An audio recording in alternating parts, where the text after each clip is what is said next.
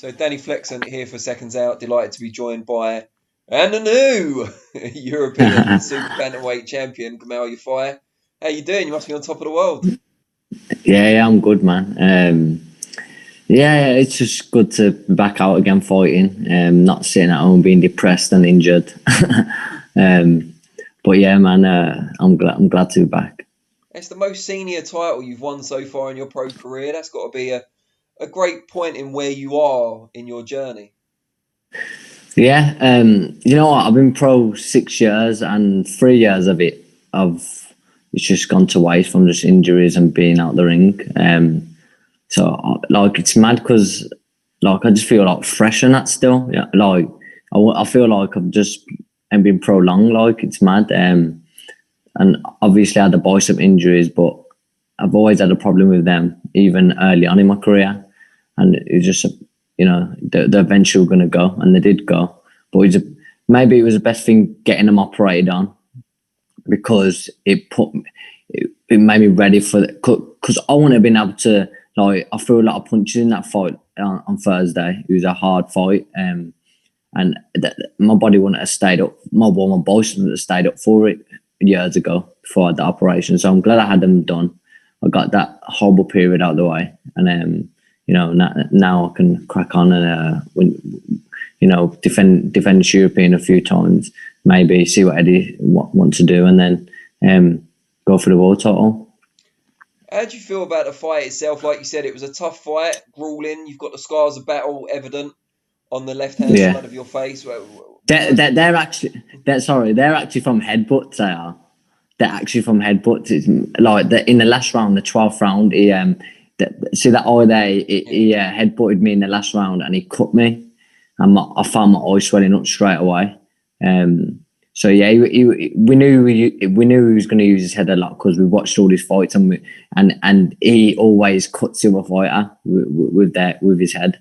So we knew, and I'm quite aggressive as well. So there's going to be that clash of styles. He's a southpaw, and maybe a few head clashes were going to come in, and they did.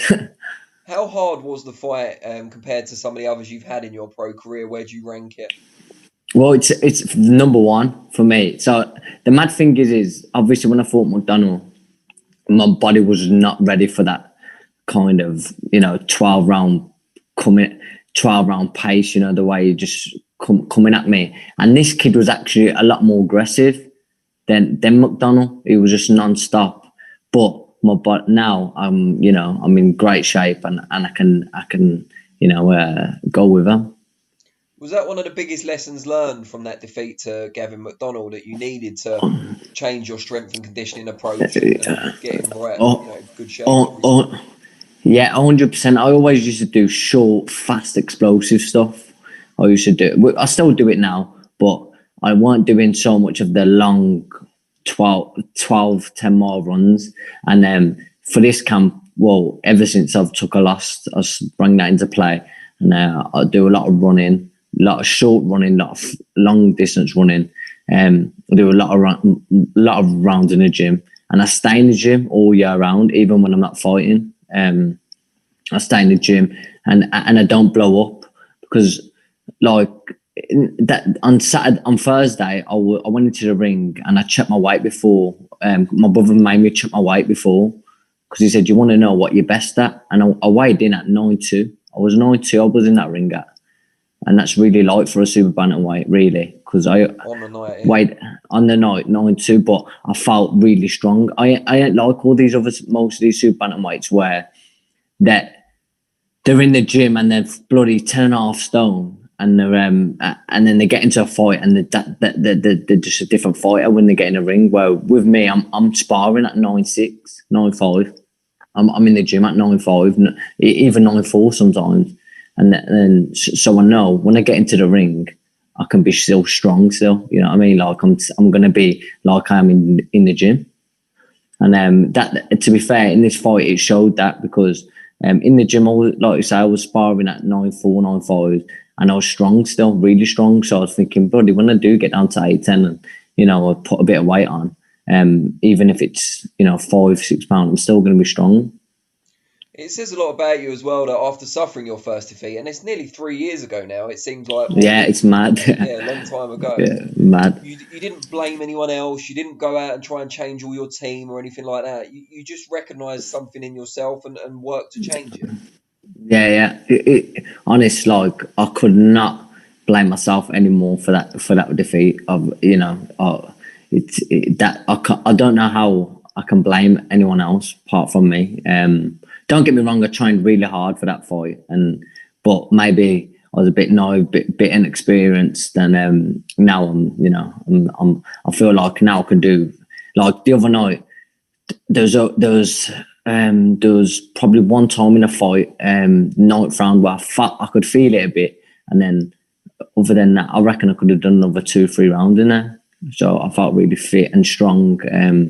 He was just a freak of nature where he could just take the shots. And he's really fit, and I knew he'd be there for 12 15 rounds if he could. I knew he'd be fit. So from early on, I went headhunting, I was whacking him downstairs, and I was killing him. So. And at the end of the fight, obviously you're on your promoter's show, but you're in your Yeah. opponent's home country. So was there any concern about whether you'd get the verdict?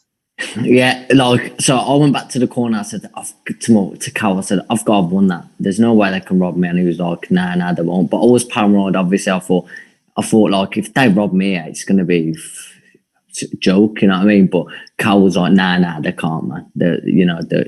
You won that pretty easy. And to be fair, at the time in the fight, I thought I won it easier. I watched the fight back. I had it 9-3 to me, but his rounds that he was winning were still close rounds, so they could have gone either way. Where my rounds were just like pretty, I was the winner. So I did think it was actually in the fight. I thought I won more comfortable, but when I did watch it back, yeah, it was maybe a bit closer, but I can't see how he won. I was quite levels ahead of him. And presumably that's your personal highlight of 2020 is that win. Because we're going to be asking everyone, but as it's your only fight and it's your biggest win, can't be anything else, can it? No, definitely. We was up against it, man. Like I know he ain't like the top world level kid and that. Like but he's a handful. And he makes up for it with his, because he ain't technically the best or whatever, but he makes up with his toughness. How much he throws, he counters quick. He was countering quick. So when I was throwing, he was just throwing back for the sake of it. He was just it was better than I thought, like it, and he was just aggressive. I was hitting him with shots that would bowl over a lot of super bantamweights, and he took them, man. So, and he did. To be fair, I did hurt him a few times, but his recovery powers were really good. So, yeah, I didn't want to get all eager like the old Gamal years ago would have gone all mad and probably tried to get him out of there. And if it didn't work out, then you're in no man's land then. Well, yeah. Apart from yourself, who's your British fighter of the year? My British fighter of the year. Well, you'd have to say Tyler Fury, wouldn't you? You'd have to say Tyler Fury. But I'd have to say Tyler Fury as well because he's such a massive name or whatever. But I think Josh Taylor, like.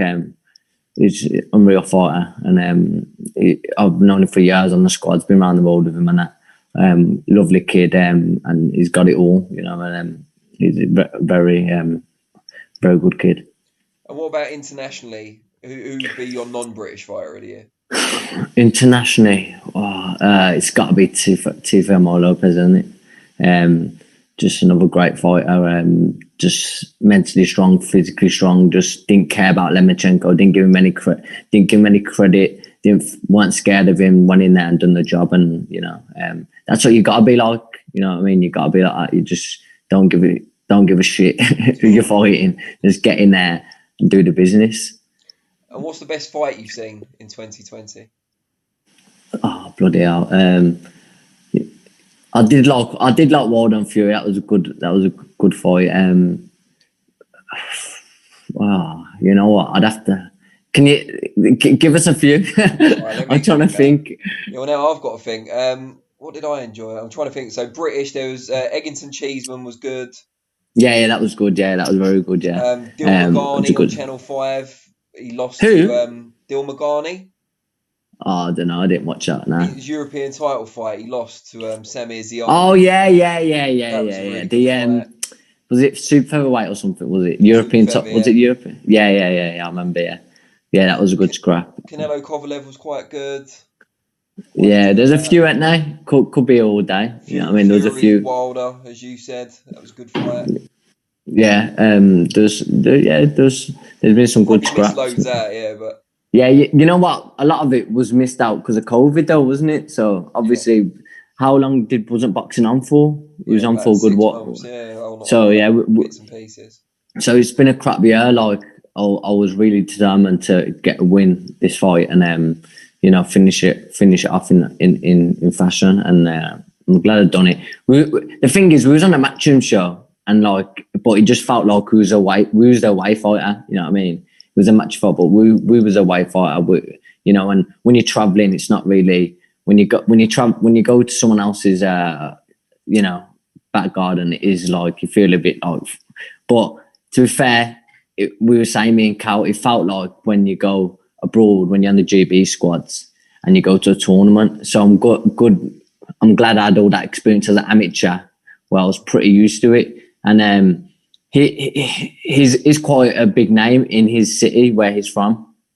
And he's used to fighting with a lot of fans and all his fans and that. And he never had that. He never had that. And I'm used to fighting abroad as an amateur and fighting with no crowds, nothing. So to me, I was not bothered one bit. I quite enjoyed it because I could hear the instructions what my brother and my trainer were telling me. You know what I mean? And I enjoyed fighting without no crowd. I enjoyed it.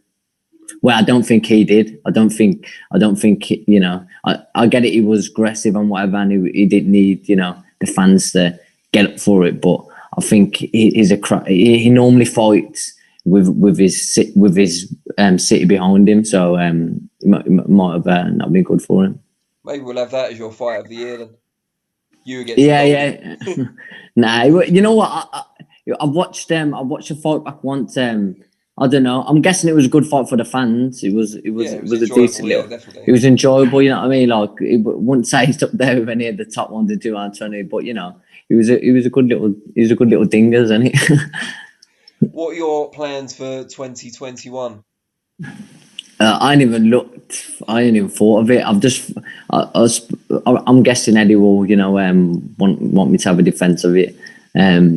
You know what it is with me. I just want I box. I think in my head, I didn't box that good on Thursday because I felt ring rust when I was in there. I was like, this seems like when I got in the ring. When I made my entrance, when I got in the ring, I thought like, this is weird. Because I ain't been in a ring for like 13 months, but I ain't been in a ring for a big fight like that since McDonald. So it was that was nearly 3 years ago. I mean, that was nearly 3 years ago. So it's like that was the worst for me on Thursday night. So now I'll get some momentum, and I'll only get better. I'll only be better my next time I fight. You know what I mean? But I'm glad it's done, and I'm European champion. What's the plan for Christmas? Just eat, spend time with my son. Eat. He's two, yeah. And yeah, just because obviously I was training a lot and I didn't spend much time with him. He's in nursery in the day. I'm training. Sometimes I pick him up after training. But then I got to go back training again to do my second session. So it's like by the time I'm home, he was asleep. And that was for the past 3 months. So it was like I didn't see much of him. So it's good. It's good now to chill for a bit and spend some time with him. Great stuff. Well, wish you greetings of the season? Is that what you say? Have a great Christmas, basically. Like a greetings card. Have a great Christmas, and congratulations again on the win. And we hope to see you out a bit more. We hope to see everyone out a bit more. Bloody hell, yeah. I hope so, man. Bloody, I was, if I ain't getting it, if I ain't gonna be out anymore after winning this title, then I don't know what to do. Might as well get a job. It's gonna be all right. 2021's got to be better than this year. It can't be worse. Yeah, but you know what? I don't know, man. This coronavirus it seems to scaring us a bit now. It's resilient, yeah. It's not going to stay on the canvas. That's the problem. Yeah, we've got to sort it out for good. That's what I mean. So the Italy borders have been closed again now. So like, good job we got there just in time. Got out. Yeah, because bloody, I would have been devastated if just before Christmas to get a phone call off Eddie and say, the fight's off. So I'm glad the fights. I'm glad I can just stay in the UK now. My next few fights will just be in the UK. There's no travelling, and but either way with this COVID now, we're still going to have boxing without the fans. And I know it's not great, but we've got to think of number one, and that's us. And just the fight, get paid, and work our way up the rankings. And hopefully by I'd like to think by the end of next year, I'll be right on the fringe for fighting a world title. You know what I mean? So that's what I'm hoping for in 2021. More history in the making. Yeah, that's what I mean. If I can, how big that will be for Birmingham for me to win a world title after Cal doing it would be massive. And then obviously Galal's got the Olympics in August. And for me, I don't know. I've just got this feeling he's gonna smash it there. So for me to hopefully finish the year on being on the so close for a world title shot, and then no doubt Cal will be in right up there for a second world title shot, and Galal will be with his nice little shiny Olympic medal, and then I'm hoping Birmingham can get behind us a bit more, because they are, but not enough. We need Birmingham boxing to be on the up, and I don't think it's on the up enough. So hopefully we can do it this year to 2021. When the fans come back as well and get some shows on. You've got a few nice arenas there. It's not like there's nowhere to put boxing on. So. Yeah. There's a few decent ones, man. Obviously, me, Cal. There's Egerton here. There's a few big names. So hopefully we can get them sorted. Great stuff. All right. Well, wish you the very best, and look forward to seeing you again in the new year. And you, Dan, take it easy. All right. Thanks for the chat. Cheers, mate. Anytime. Take it easy. Bye.